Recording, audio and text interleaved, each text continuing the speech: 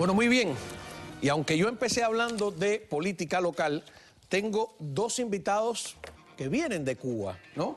Tenemos primero a René Gómez Manzano, abogado, uno de los primeros opositores y disidentes, firmante de ese documento que ya es parte de la historia de Cuba, que se llama La patria es de todos. Nunca una frase resumió de manera tan exacta una petición necesaria, que es que la patria no es solo de quienes gobiernan, sino que es de todos. Bienvenido, de verdad es un honor tenerlo aquí en nuestro programa. El honor es mío, gracias. Bueno, y bueno, tenemos nuevamente aquí a Antonio Rodiles, otra generación de opositores, director de Estado de SAT, y además que vienes hoy a hablar de un compañero, de un amigo, de un opositor que está preso y que estaba desaparecido hasta hace apenas unas horas. Bienvenido al programa. Muchas gracias, es un placer estar con el doctor Manzano acá en tu programa. Ahora, yo empecé hablando de este tema de los políticos que nos están fallando en el sur de la Florida.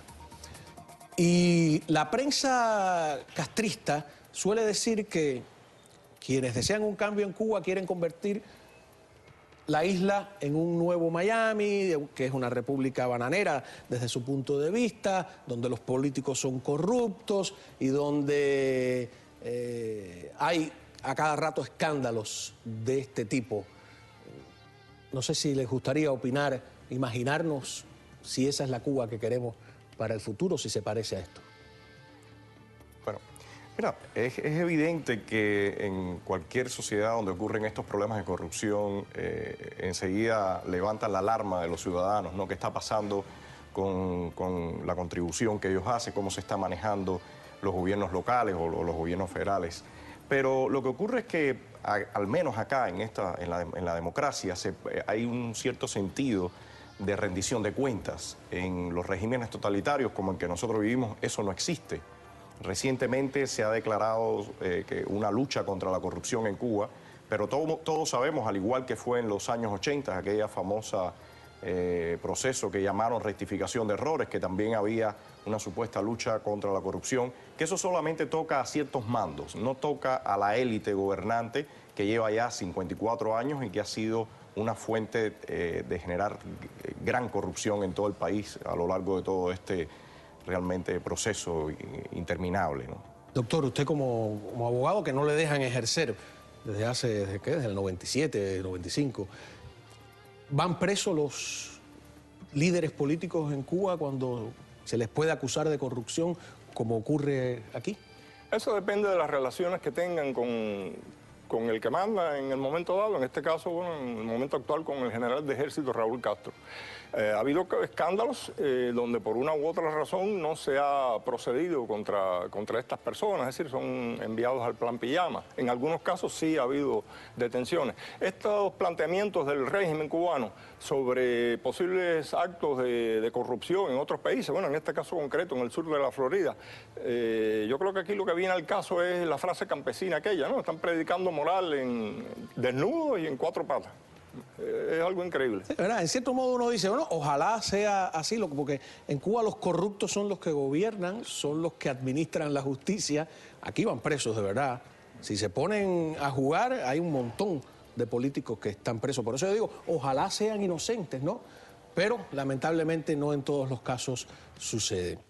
Doctor, cuando lo presenté, hablamos de que usted es uno de los miembros que hoy en día se llaman la disidencia y la oposición histórica. Es una cosa que nunca creí que iba a suceder. Aquí hay un exilio histórico, ahora hay una oposición histórica dentro de Cuba.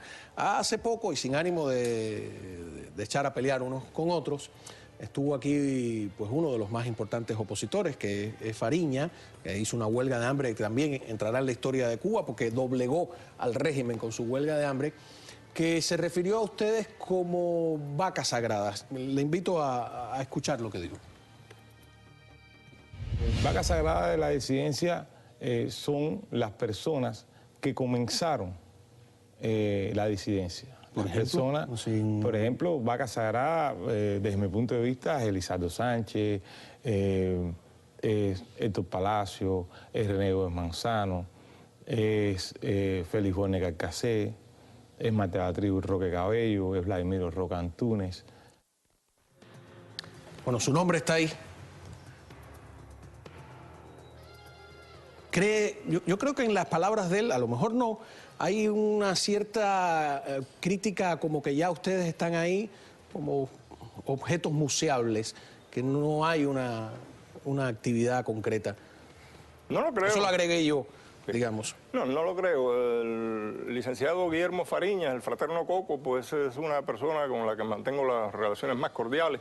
Yo creo que es una forma de expresarse. De todas maneras, yo le agradecería sobremanera que la próxima vez que se aluda a mí en ese contexto, hable de que soy un toro sagrado, no una vaca sagrada. ¿Cómo lo ves tú, que eres la nueva generación de opositores? ¿Cómo los ves a ellos? Bueno, por ejemplo, en el mismo caso específico del doctor Manzano, él ha publicado, tiene trabajos muy interesantes sobre cambios que deben ocurrir en la Constitución, cambios que se pueden hacer durante un periodo de transición, que todo eso está muy vivo. O sea, yo creo que el pensamiento y en ese sentido todas esas propuestas del doctor Manzano están muy vivas y me parece que en este momento es parte activa de lo que está ocurriendo en este preciso momento. El documento La Patria es de todo sigue teniendo una vigencia tremenda. Yo quiero seguir conversando con ustedes. Tenemos algunos compromisos.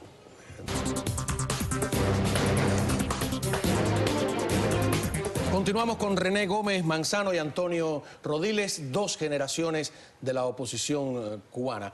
Una cosa, doctor René Gómez Manzano, que yo he notado en todos los opositores, ¿no? Se ha bajado la temperatura, al menos públicamente, ¿no?, o en la televisión, de la emoción, ¿no? Digamos que yo veo en todos ustedes que el debate es más reposado, incluso cuando no están de acuerdo. Como que pareciera que sí, que hemos madurado después de medio siglo de dictadura y nos damos cuenta de que hay que razonar y que hay que pensar antes que juzgar con el corazón.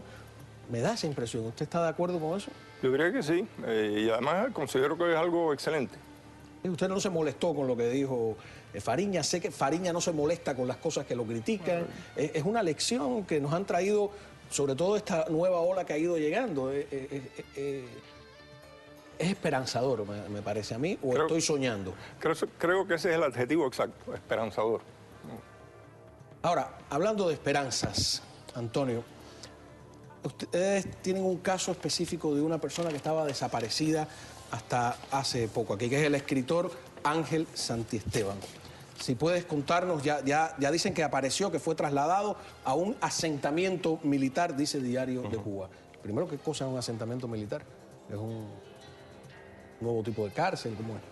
Mira, parece que ha sido trasladado no al tipo de penal convencional. Y uno de los principales problemas que ha ocurrido es que no se le ha informado directamente a su familia que había sido trasladado y a dónde está. O sea, la ley fija que él tiene que ser informada a la familia a dónde está siendo trasladado el reo. En este caso no ha sido así. ¿Ustedes siguen considerando a él como un opositor, a pesar de que el gobierno ha montado todo un caso que parece familiar, como si fuera un preso común? ¿Es un consenso general que todo esto es un montaje?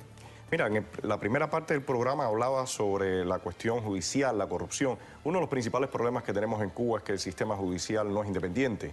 Los jueces no pueden actuar en forma independiente. Apenas hace unas semanas, la doctora Amelia Rodríguez Cala introdujo el recurso de revisión en el caso de Ángel Santiesteban y, bueno, puede ser consultado en internet, ahí aparece, pero principalmente hay puntos muy específicos que muestran claramente que el caso no ha sido manejado con la transparencia que debe realizarse. Hay pruebas que se tomaron sin realizar los estudios que se tenían que haber hecho, hay una condena excesiva y todo esto, bueno, ha ocurrido principalmente, como lo vemos nosotros, a raíz de que Ángel comienza a escribir su blog, Los hijos que nadie quiso, con una postura claramente contestataria. Vamos a escuchar al propio Santiesteban en una imagen que tenemos. Todos sabemos que estamos en un estado sin derecho y por ende, desde un principio, sabíamos que tal arbitrariedad nos iba a llevar, quizás no tan lejos, pero bueno, esta es la realidad. Ha ratificado la condena de 5 años Estoy presto al aviso, en breve, quizás en días, de que me presente en algún lugar que ellos indiquen, para entonces conducirme a la prisión que ellos determinen. Quiero ratificar que soy inocente. En el juicio no se mostró ningún tipo de pruebas contra mí. Bueno, por supuesto eso era antes de ingresar en prisión. Después ha sido toda una odisea porque estaba desaparecido. Eso fue en enero del 2013 de este año, ¿no? Sí, específicamente este video fue grabado en la sala de mi casa, un mes y medio antes de que entrara a prisión. ¿Cómo no? Antúnez, que lleva 2 días aquí, cuando llegó al aeropuerto, habló de un caso de un preso que lleva casi 40 años en las cárceles y que dice que es totalmente desconocido. Me da la impresión de que toda esta imagen de apertura se contradice con el número de personas que están prisioneras, el número de arrestos, con las presiones que se están ejerciendo diariamente a ustedes como opositores, ¿no?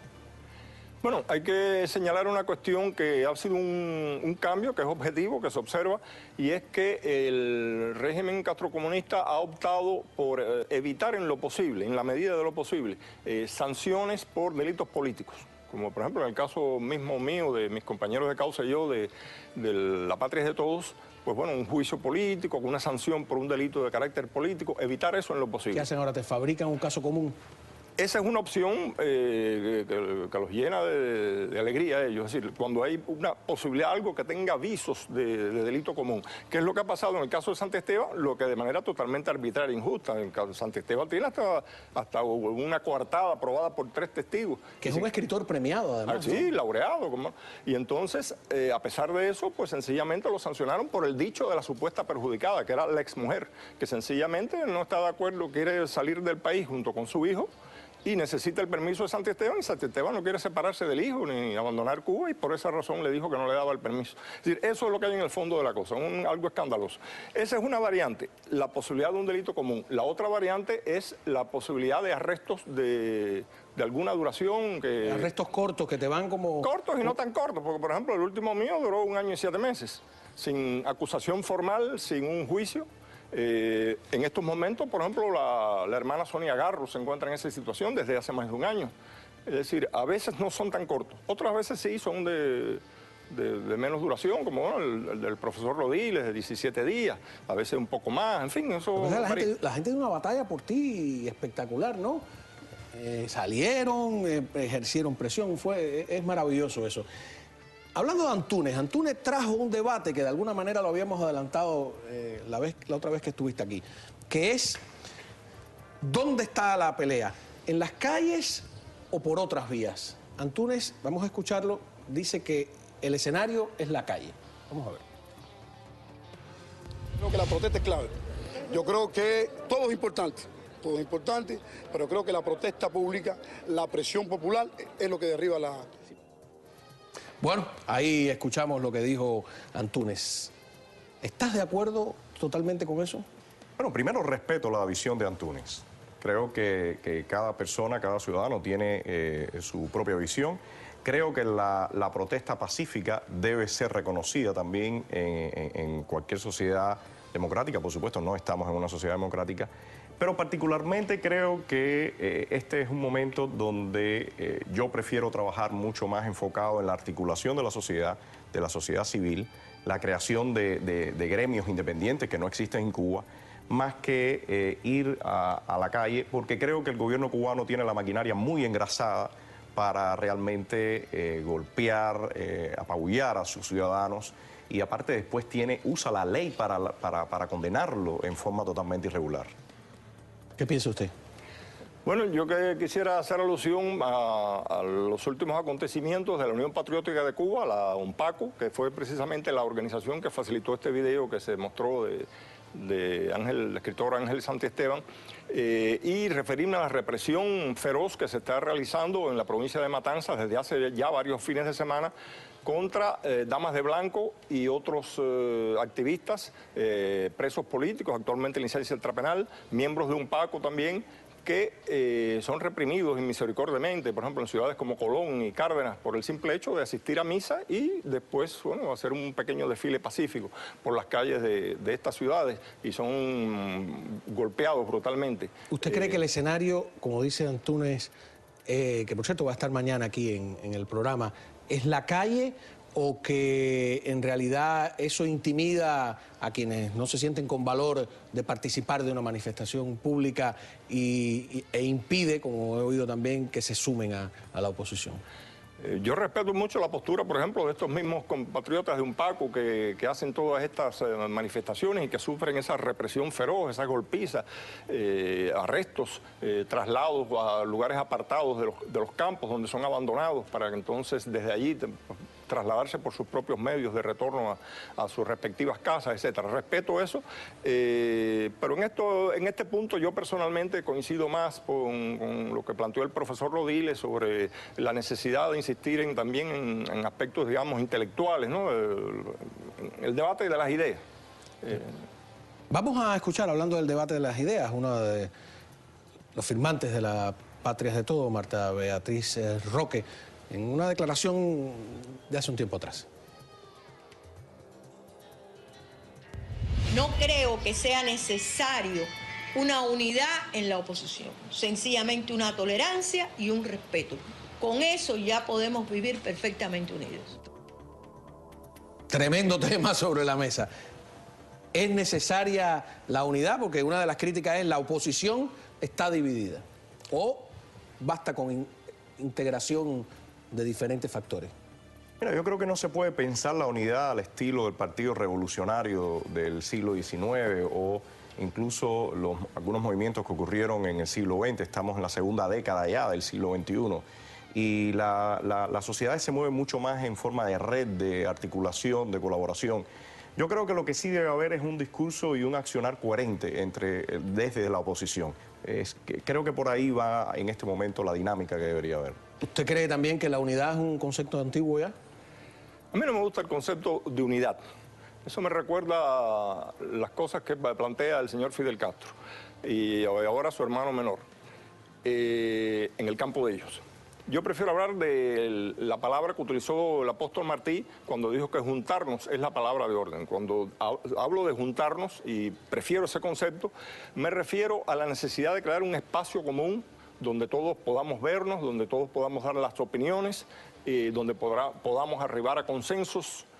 Yo creo que eso es lo fundamental y en eso se está trabajando. Inclusive en mi casa particular, pues hace unos meses se celebró una reunión a la que asistió también el profesor Rodiles y bueno, otros muchos más, una veintena, fueron los que dejaron llegar hasta la casa. Y empezamos con esa labor. Pues aquí otro debate interesante. Nos vamos a la pausa, regresamos enseguida.